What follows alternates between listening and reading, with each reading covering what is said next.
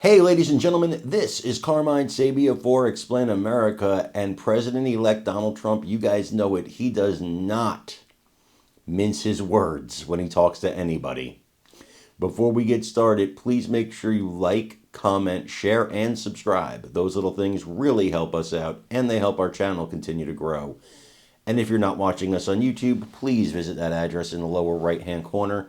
It's youtube.com/@explainamerica. And when you get there, please hit subscribe absolutely free. It really helps us out.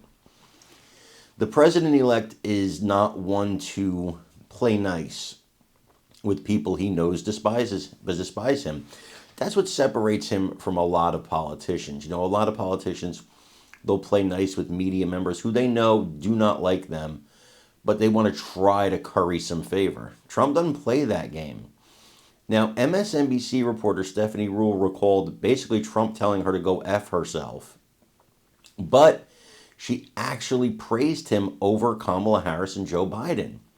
And what she says in this interview, actually gives more credit to Trump than it does the current Democrat administration, which is interesting because, as you guys know, MSNBC is a heavily Democrat network.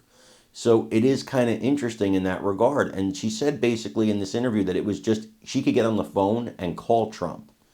But there's 50 people in between trying to get to Biden or Harris. They don't want to talk to the media. And the media is friendly to them. It's why they got defeated. There's a number of reasons why they got defeated. But the inaccessibility and the inauthenticity, that's a massive factor as far as I'm concerned. It's definitely funnier to hear her tell the story, so I want you to listen to what Stephanie Ruhle had to say here. And then let me know what you think in the comments. And I'll tell you one other example. The day after Donald Trump had that crazy rally at Madison Square Garden. Oh, wow, yeah. I rolled the dice, and I called him on the phone. And he answered! Of course he did! Of course!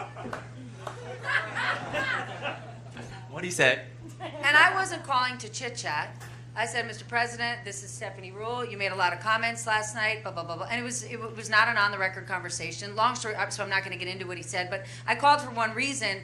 I said, you just said a whole bunch of public things. I'd like to sit down for an interview with you. We got 5 days before the election. So we didn't get into anything. There's nothing for me to report. I called him and said, I want an interview with you. Obviously, he said no. But my point is, I was able to get to him by dialing his phone. Right. Now, that might be completely ape shit, and you're like, I can't believe people know this guy's phone number. Yeah. But the reverse of that, if I were to want to connect with VP Harris or President Biden, there's 50 people between me and that. I could write a note that maybe could get to somebody, then through Pony Express and a pigeon, something might end up in a mailbox near them. Yeah. And I called DJT to say, yo, can I have an interview? He told me to go fuck myself, but I still was able to connect with him. Yeah. But he still picked up.